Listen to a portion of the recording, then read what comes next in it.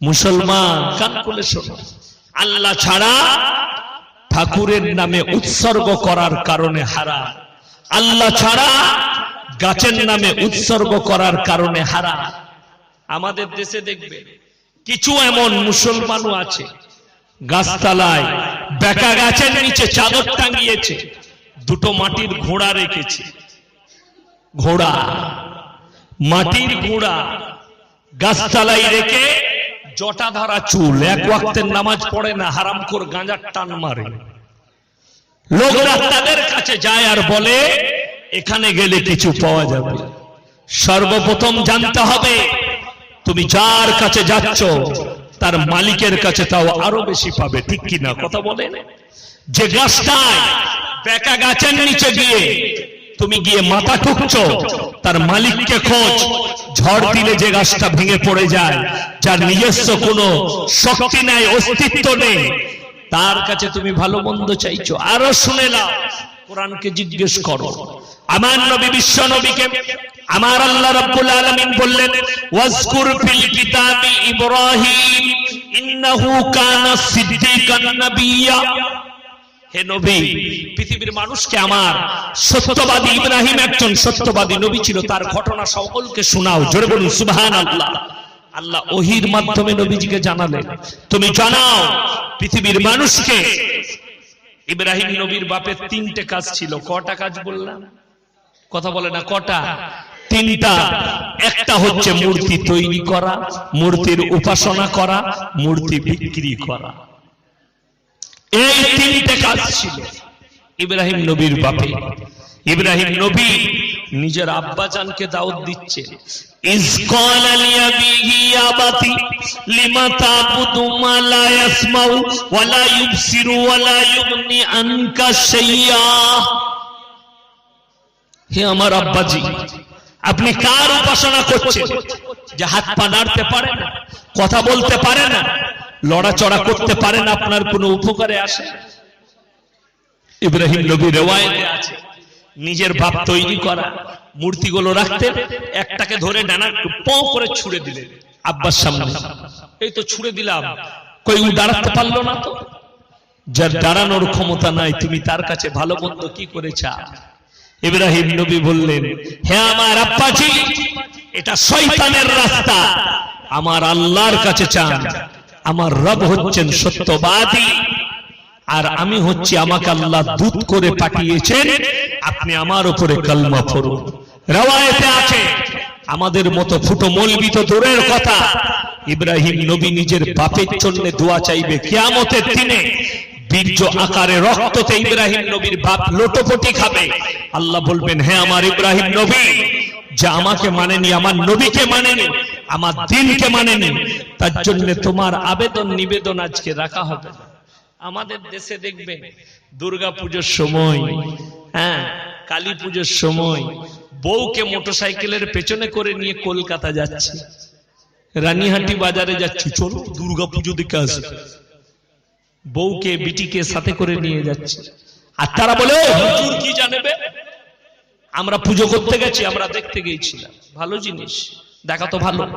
ধরে এলেন আপনার এই রানীহাটি মন্ডল পাড়ায় রাতের বেলা একটা বাড়িতে ডাকাতি হচ্ছে, সবাই ঘুমাচ্ছে, একজন উঠেছে পেশাব করতে, সে দেখলে বে এদের বাড়িতে ডাকাতি হচ্ছে, সে লুকিয়ে বসে সব দেখলো কিভাবে ডাকাতি হলো। ডাকাত পালিয়ে গেল, পরক্ষণে পুলিশ চলে এলো, আসার পরে বলে, এই গ্রামের লোক জেগে গেছে, তোমাদের মধ্যে কে দেখেছো বলো। সে বলবে, স্যার আমি প্রথম থেকে শেষ পর্যন্ত দেখেছি। কাকে বেশি খেলাবে?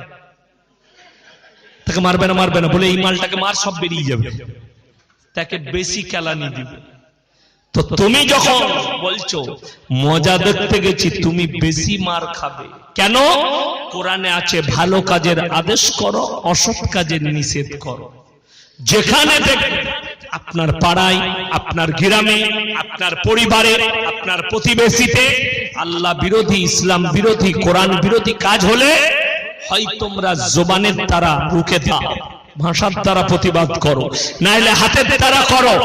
যদি সেটাও না করতে পারো, দুয়ার দ্বারা প্রতিবাদ করো, তা না হলে মনে মনে কমপক্ষে ঘৃণা করে প্রতিবাদ করো। আজকে তো মুসলমান মনে করেছে তারটাও আমার, আমারটাও তার। ওই জন্য আমাদের দেশে শুনলেন, কালকে জলসায় আমি বলেছি, কালকে আমি ফুরফুরার পাশেই ছিলাম, বসিরহাটি রহমতুল্লাহ আলাই, আল্লামা রুহুল আমিন সাহেব রহমতুল্লাহ আলাইয়ের পুতা আমার সঙ্গে ছিলেন।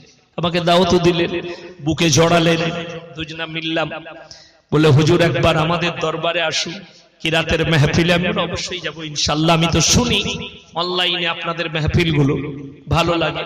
দাওয়াত দিলেন, এক স্টেজে ছিলাম কালকে ভগবতীপুরের পাশে, ডানকুনির একদম কাছাকাছি, এই 8 কিলোমিটারের মাথায় ছিলাম। উনি আগে বললেন, লাস্টে আমি বলেছি, আমার ভাই আমি কালকে এটাই বলেছি, ওখানে বুঝিয়েছি যে শোনো, মুসলমান যদি তারা প্রকৃত নবীজি সাল্লাল্লাহু আলাইহি সাল্লামের আদর্শকে ধরে নিত, এদের জীবনে কোনো রকমের কষ্ট আসতো না। শুনলেন, এরপরে আল্লাহ ছাড়া পৃথিবীতে ভালো মন্দ কল্যাণ অকল্যাণের মালিক কেউ আছে? কথা বলেন, কেউ আছে? নেই। আমার জলসা অনেকজন ফেসবুক আর ইউটিউবে শুনে আমাকে মনে করে এরা পীর বিরোধী বলবে। অনেকের জানা নাই আমি খোদ নিজে পীরের বেটা।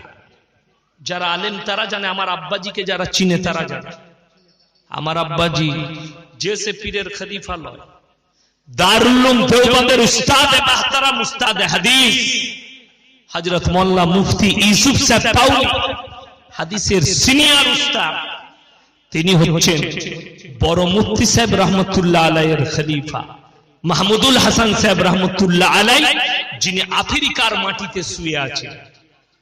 তিনার খলিফা, তিনার খলিফার ছেলে আমি কি করে পীর বিরোধী? না, আমি পীর বিরোধী নয়, আমি সিস্টেম বিরোধী মনে। তোমার সিস্টেম ভুল, আমি তোমার বিরোধী। শুনলেন, আর পরে একটা একটা করে বুঝাই। আমার ভাই, আপনি অবশ্যই ইসলামে শরীয়তের মধ্যে যা কিছু আছে মানে, কিন্তু বিশ্বাস আল্লাহর উপরে রাখতে হবে। আজকে আমাদের সমাজের লোক নামাজ কেন পড়ে না জানেন? আমাদের সমাজের লোক রোজা কেন রাখে না জানেন? আমাদের সমাজের লোক পাপ করে কেন জানেন? আমাদের মতো ভণ্ড হুজুরদের জন্য। আমি বললে খারাপ হবে, কষ্ট এটাই। আমাদের দেশে দেখুন, রানীহাটি বাজারে 3 বোতল মদ খেয়ে মরে গেছে, বলে চিন্তা নাই, ইয়াসিন হুজুর এসছে, দোয়া করে দিবে, জান্নাতে চলে যাবে। এই তো সিস্টেম আমাদের। খুব ভালো করে বুঝবেন, আমি গাঁজা করি বকতে আসিনি, আমি আপনাদেরকে কোরআনের রেফারেন্স দিয়ে দেব, বাড়িতে গিয়ে খুলবেন, কোন উলামাকে জিজ্ঞেস করবেন, আপনার চোখ খুলে যাবে, আপনার চোখগুলো হা করে বেরিয়ে পড়বে। আমরা তো সামান্য মৌলবি। আচ্ছা বলুন, পৃথিবীর যতগুলো পীর ওলি আউলিয়া আছে, এদের থেকে সাহাবীরা উপর দরজা না নিচে দরজা? উপর দরজা। খুব ভালো করে বুঝবেন, তাদের থেকে উপর ধাপে আছেন নবী পয়গম্বর। ঠিক কি না? কথা বলেন। নবীরা কি? সকলে বলুন। প্রথম 1 নম্বরই মাসুম। নবীরা কি বললাম? মাসুম। নবীরা কি? জান্নাতি। নবীরা কি? জান্নাতি। তাদের জন্য হিসেব নাই। জোরে বলুন সুবহানাল্লাহ। নবীদের জন্য একটাই কথা, খালি কিয়ামতের দিন আল্লাহ জিজ্ঞেস করবেন কি? প্রত্যেকটা নবী উপরে একটা সওয়াল, একটা প্রশ্ন আমার আল্লাহ ছুড়বেন। কোরআনে আছে, ফালানাস আলান্নাল্লাযীনা উরসিলা ইলাইহিম ওয়ালানাস আলান্নাল মুরসালিন। যাদের বাড়িতে মানে কোরআন আছে, এক্ষুনি ছুটে গিয়ে খুলেন 8 পারা প্রথম পৃষ্ঠা, 8 পারা সূরা আরাফ প্রথম পৃষ্ঠা। ফালানাস আলান্নাল্লাযীনা উরসিলা ইলাইহিম ওয়ালানাস আলান্নাল মুরসালিন। সেখানে লেখা আছে, আমি কিয়ামতের দিনে নবী পয়গম্বর আর রাসূলকেও দাঁড় করাবো। তাদেরকে একটা প্রশ্ন আমার আল্লাহ ছুড়বেন, তোমরা কেমন দাওয়াত দিয়েছো? আর তাদের কওমকে আল্লাহ জিজ্ঞেস করবেন, তোমরা কিভাবে গ্রহণ করেছো? এই প্রশ্ন। বাকি নবীরা জান্নাতি। শুনলেন, আল্লাহর হাবিব সাল্লাল্লাহু আলাইহি সাল্লামকে আল্লাহ কোরআন পাঠিয়েছেন নবীজির দ্বারা। ঠিক কি না? কথা বলেন। আল্লাহ কোরআন দিয়েছে, কোরআন খুলে দেন। ভাই যারা দাঁড়িয়ে আছে এদিকে জায়গা করা আছে, পাতলি পাতা আছে, এখানে এসে বসে বলুন দয়া করে, দাঁড়িয়ে না থেকে এদিকে বসে বলুন, পুরো ফাঁকা জায়গা আছে, আমার বাঁ হাতে জায়গা আছে, সামনে কিছু চেয়ার খালি আছে, চলে আসুন। আমার আল্লাহ রাব্বুল আলামিন নবীজি সাল্লাল্লাহু আলাইহি সাল্লাম পয়গম্বর শুনেলেন, ইনাদিকে দাঁড় করাবেন, ইনাদের কমকে প্রশ্ন করা হবে।